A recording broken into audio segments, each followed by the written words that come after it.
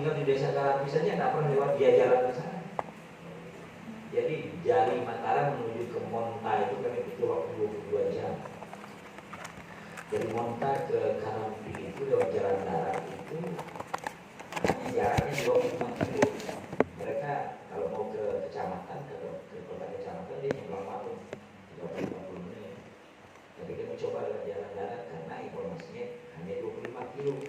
Tapi ternyata kami tiba di Karampi dengan waktu 3,5 jam. Karena jalannya jalan sakit gigi. Iya, jadi kiri kanan tangan bawah semuanya apa ya sakit. Artinya bebatuan. Jadi 3,5 jam kami di terapi Pak. Jadi mungkin 3,5 jam.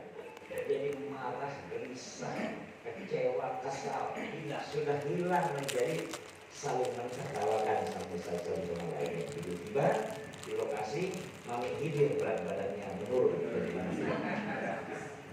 Berhasil bolak-balik jadi 10 kilo dia punya berat badan, tetapi kami punya usus yang hanya 12 jari bertambah jadi 24 jari, makan terus gitu. Iya, itulah ya. Jadi menyenangkanlah perjalanan bertemu dengan saudara-saudara kita yang harus difasilitasi juga belajarnya. Iya, hanya 120 orang. Bahkan di Moyo kan jadi 55 orang ya. Di mana lagi yang di Moyo ya. Berapa?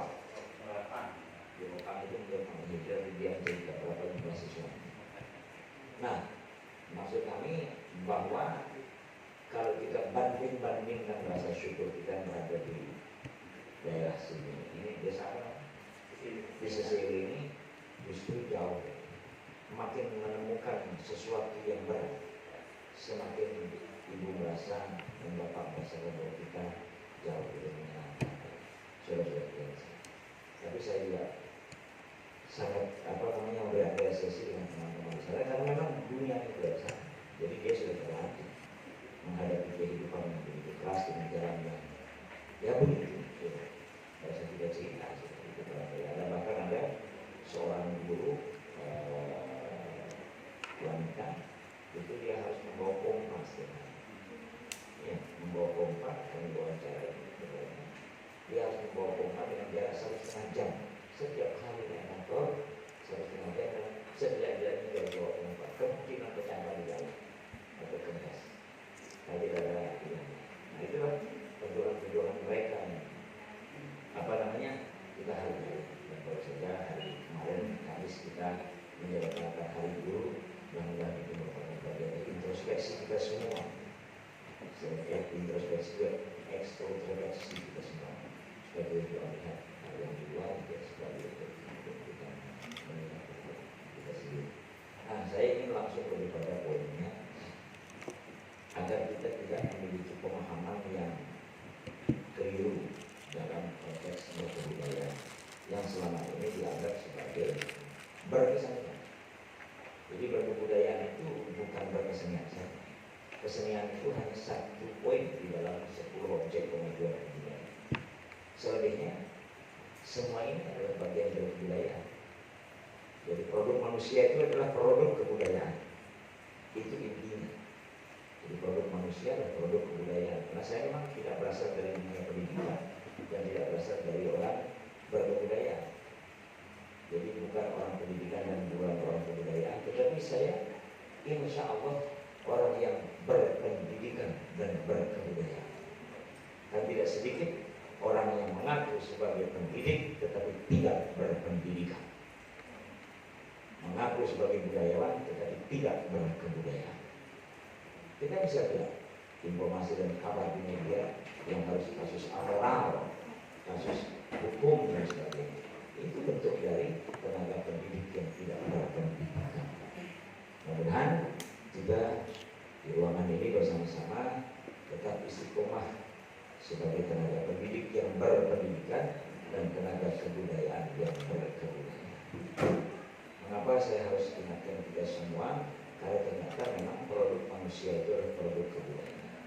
Saya membaca literatur karena bukan saya orang dari saya pernah pendidikan juga. Saya anak pesantren, anak yang dibesarkan di dunia pesantren. Saya ngaji bukan ngaji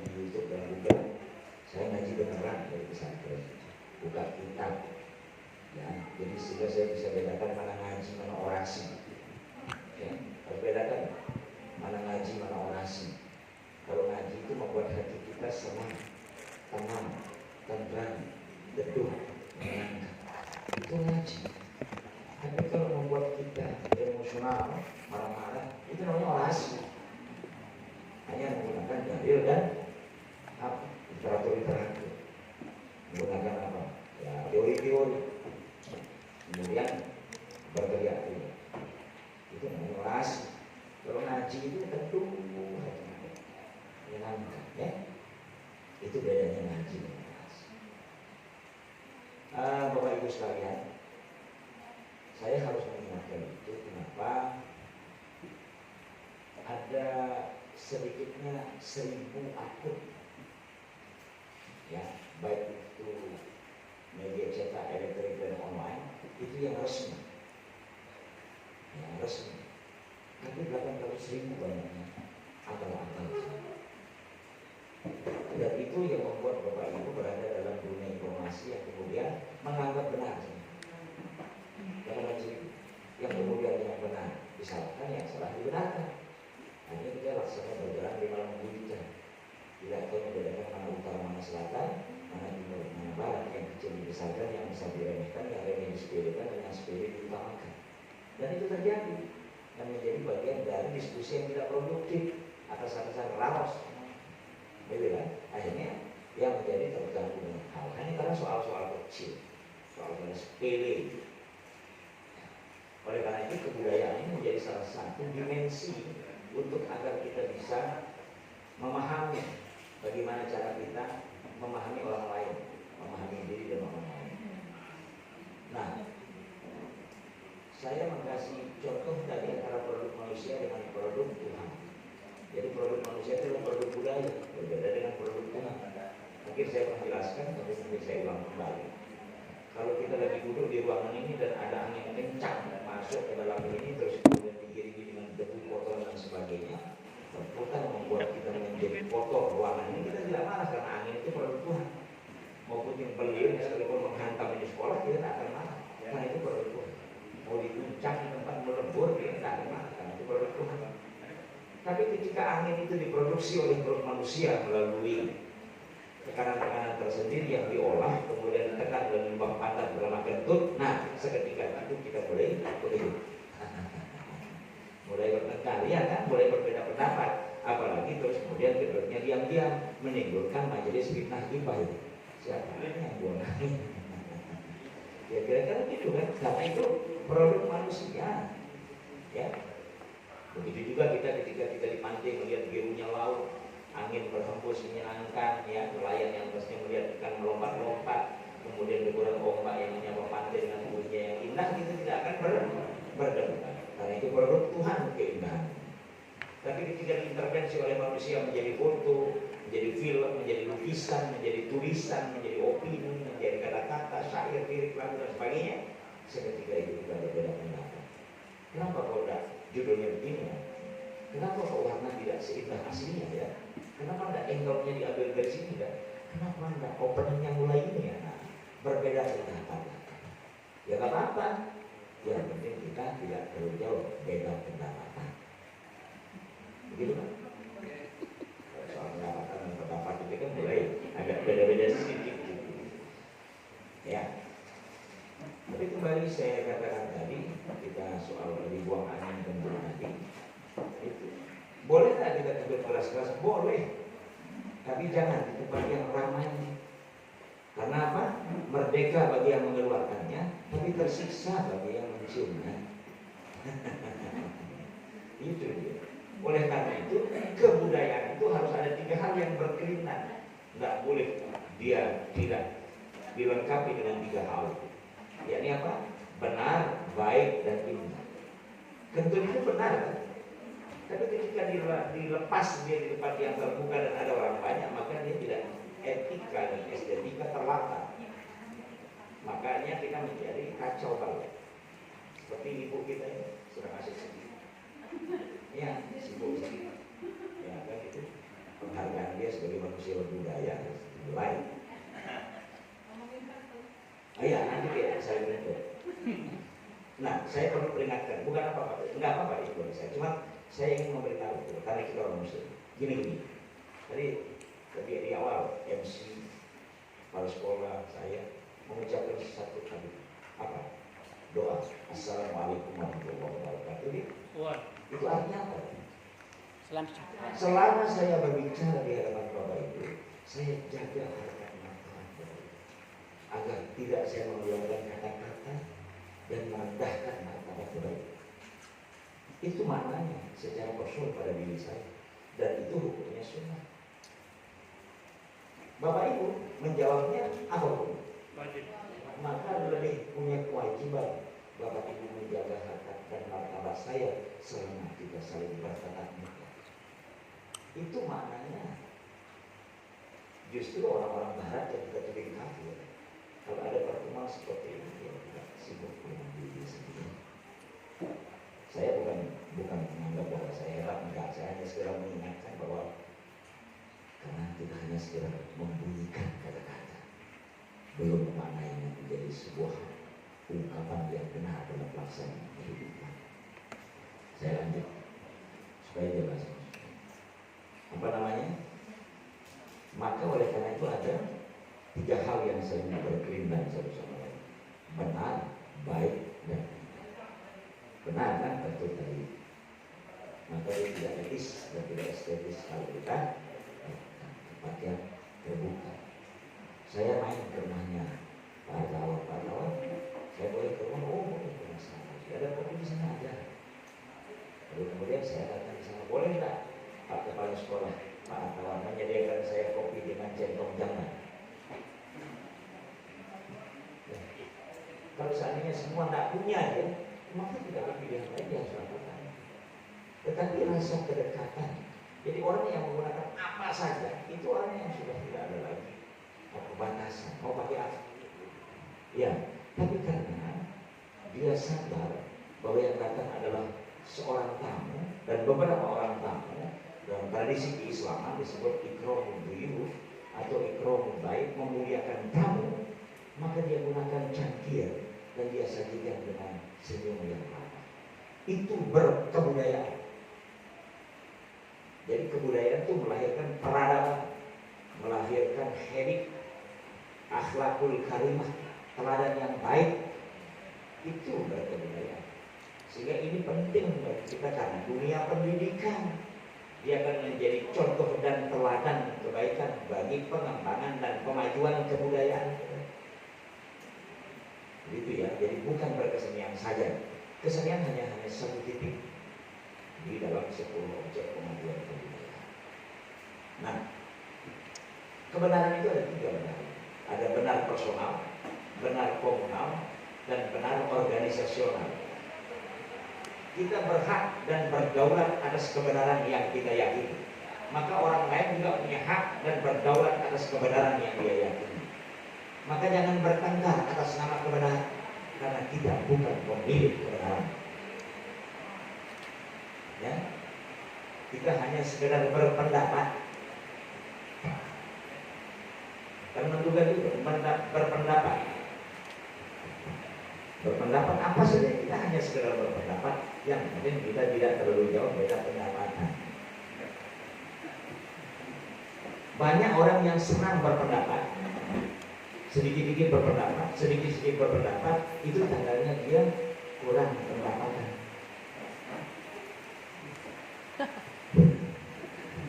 Itu ciri-ciri dia kurang pendapatan, sedikit-sedikit berpendapat, sedikit-sedikit mengeluarkan. Itu ciri-ciri orang yang kurang pendapatan. Kalau sudah dia banyak pendapatannya, sedikit dia berpendapat, mau muncul dia karena sudah kebagian. Yang lain belum, dia tak peduli dengan teman dan tetangganya yang belum kebagian. Tapi ternyata itu tidak terbukti. Kenapa? Ketika saya mendatangi orang yang saya duga banyak pendapatannya itu, karena dia sedikit pendapatnya dan banyak diam, ternyata diamnya itu bukan karena banyak pendapatan, tetapi karena dia kencing manis. Apalagi kuliah cewek manis dengan kencing, banyak karbohidrat. Ya, oke ya, itu. Tapi tidak sedikit juga orang yang memang kerjanya berpendapat untuk meraih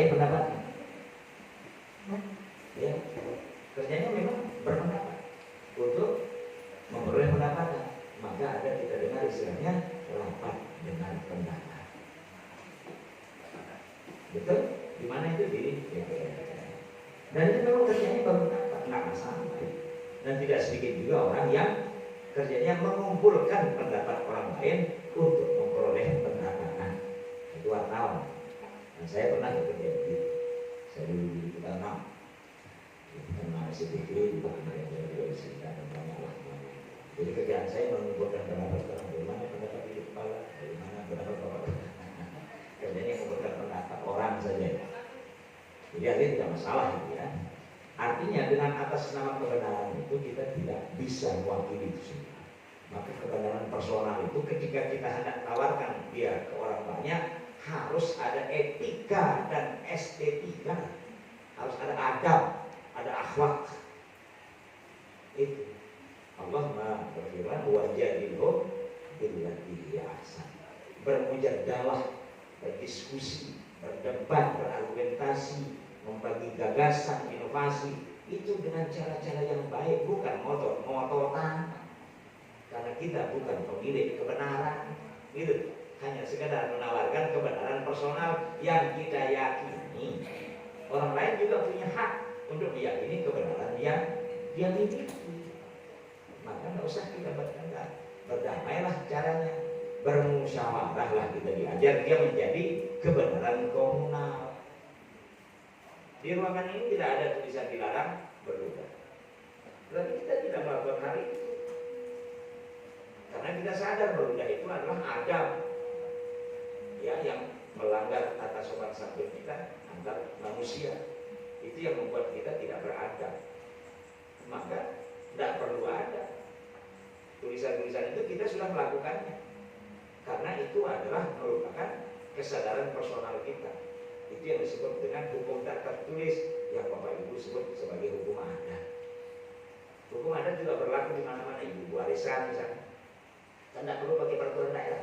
Arisan giliran hari Kamis, siapa yang punya giliran ngojok arisan, tidak perlu pakai surat edaran. Tidak perlu, kan cukup disepakati saja. Hari ini makan kurang di situ, tidak makan lontong di sini. Itu kan cukup dengan kesepakatan komunal. Jadi kebenaran personal yang kita tawarkan lalu kemudian menjadi sebuah kebenaran bersama dan tidak tertulis, itu namanya kebenaran komunal. Yang kemudian dituangkan menjadi tertulis, itulah yang disebut dengan kebenaran organisasional, yang disebut dengan peraturan perundang-undangan dari peraturan pusat hingga bawah pusat. Iya, Pak. Kalau sudah diatur di bawah pusat kan baku hantam. Betul? Kan harus diatur juga. Jangan hanya di atas pusat saja yang diatur. Di bawah pusat juga harus ada aturannya yang disebut dengan pernikahan. Kalau dari pernikahan baru hantam gitu. Ya, karena pernikahan itu adalah menghalalkan dua benda suci yang disebut dengan faraj dan zakar. Jadi dua benda suci itu diikat dalam mahligai kesucian yang bernama Misakan Ghalizo, perjanjian agung itu, maka dia akan melahirkan anak-anak yang suci. Itulah pernikahan. Itulah dia. Jadi kita tidak berbicara porno. Cuman karena saya menggunakan bahasa Arab, kalau menggunakan bahasa Indonesia kan senyum-senyum sendiri.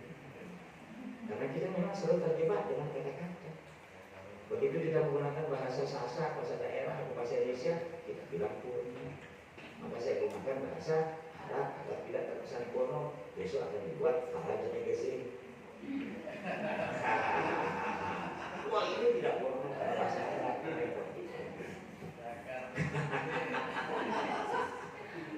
Nah, itu dia ya. Santai-santai saja. Nah, kemudian apa yang terjadi dari semua itu? Ya kan, karena hanya kan kita cuma hanya malu membicarakannya itu, bukan benda-benda itu benda suci.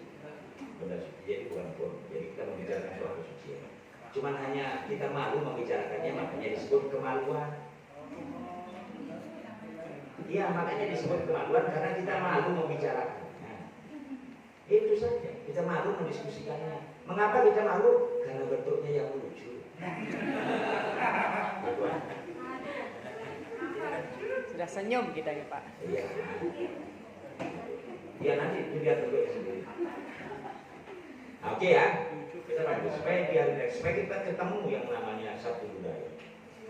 Nah, kemudian dari turunan itu semua dibuatlah undang-undang dari Undang-Undang 19 dan Undang-Undang Kemajuan Kebudayaan. Dua undang-undang berkaitan sama-sama. Satu Undang-Undang 19 mengatakan bahwa melaksanakan pendidikan itu harus berkebudayaan. Undang-Undang Kemajuan Kebudayaan itu mengatakan bahwa lokusnya di satuan pendidikan. Itu bunyinya.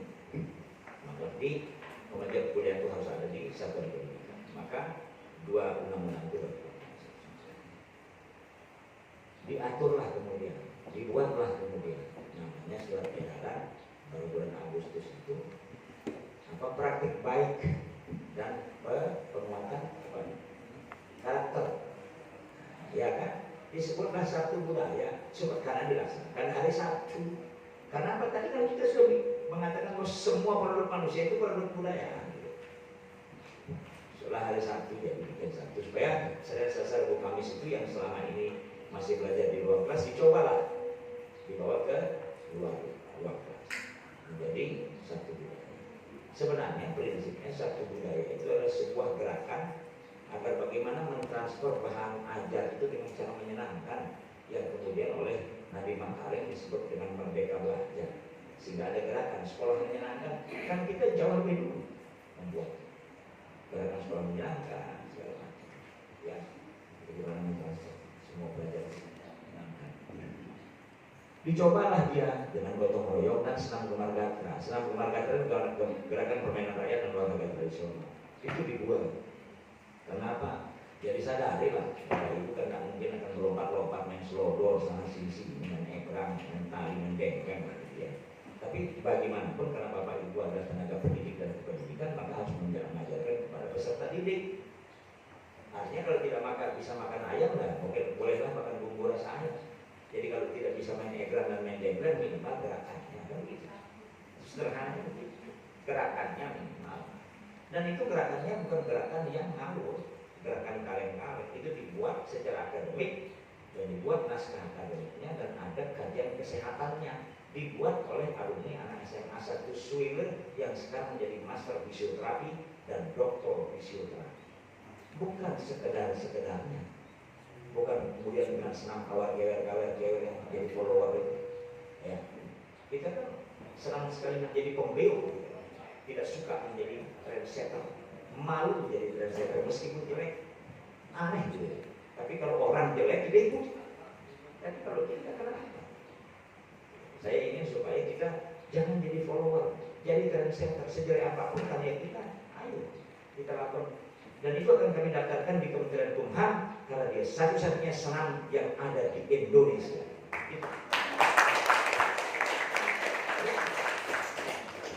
Gitu ya. Kita harus itu cara.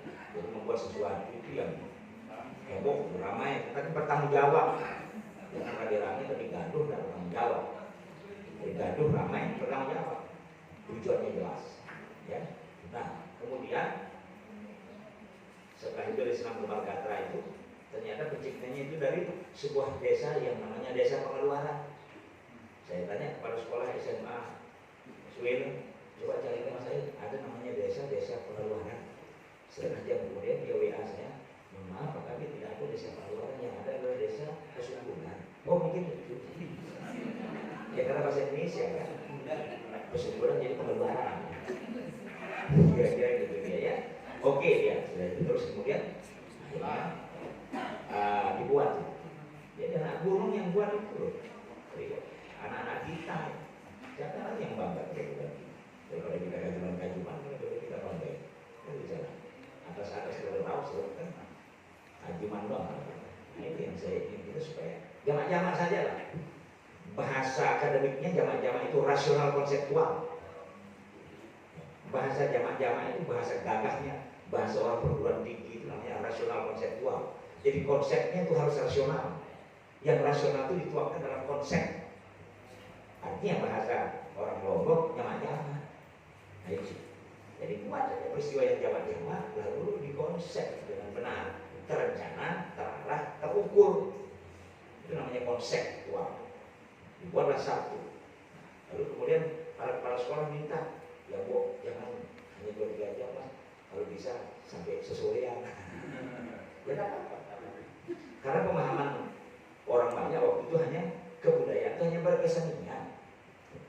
sudah jelas dari saya beritahu. Maka seluruh peristiwa manusia itu adalah peristiwa kebudayaan, termasuk juga proses pembelajaran di sekolah itu adalah peristiwa kebudayaan. Maka objek kemajuan kebudayaan itu disebut ada namanya literasi. Ada dimensi kemajuan kebudayaan itu literasi. Literasi itu banyak sekali, ada literasi digital, sastra, bahasa, numerasi, finansial dan sebagainya. Itu banyak sekali. Sehingga bisa nggak dibawa kepada hari Sabtu? Guru bahasa, guru sejarah, semua guru matematika, bahan ajar itu semua bisa dibawa dengan cara belajar yang menyenangkan pada hari Sabtu. Itu prinsipnya kan. Setelah gotong royong dan senam gelar kata, gerakan permainan rakyat dan olahraga tradisional, itu prinsipnya. Bisa nggak pelajaran matematika diajarkan dengan cara menyenangkan? Kenapa tidak? Cuma kreatif aja. Kurikulum kan sudah dibuat. Ada kurikulum nasional. Kalau ingin anak-anak kita hebat, bisa di pentas dunia, ya paling kurikulum nasional. Kalau hanya sekedar di putaran-putaran lokal regional, ya udah pakai kurikulum darurat. Kalau sekedar nanti dia tamat sekolah dia bisa membantu ayah ibunya karena dia afirmatif, ya kasih dia kurikulum lokal. Nggak usah terlalu bawa yang anak-anak begitu dibawa ke kurikulum nasional. Kalau dia pintar bawa nasional. Kalau dia hanya rendah kemampuannya, ya pakai kurikulum lokal aja. Kan sudah tidak ada uang. Ya, saya berdiskusi dengan Pak Kadis begitu. Ya, karena saya pahami, karena saya bukan orang pendidikan, jadi saya diskusi. Jadi kalau saya salah, jadi yang salah Pak Kadis nasib begitu Pak. Nah, ya. Bukan, saya hanya menyampaikan gagasan itu. Iya, itulah. Jadi kalau dia salah ya diperbaiki. Gitu ya. Tapi insya Allah itu. Tapi berdiskusi saya begitu. Maka pintar itu kan ada dua. Ada pintar akademik, ada pintar non akademik. Ya kan begitu. Ada pintar akademik, ada pintar non akademik. Zohri contohnya. Begitu disuruh sekolah lari dia. Suruh belajar matematika lari. Suruh belajar kimia berapa-apa dia.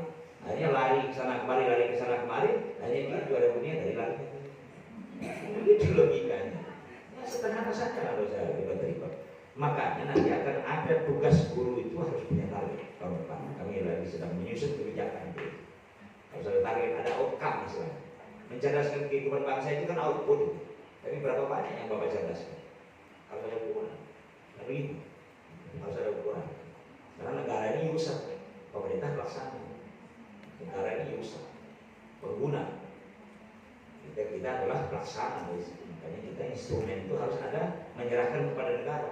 Mencerdaskan kehidupan bangsa ini. Berapa yang tidak cerdaskan? Ayo dong kita berikan kepada negara bangsa ini. Yang tidak cerdaskan berjelas. Ya, ntar saya sampaikan. Nah, di Selong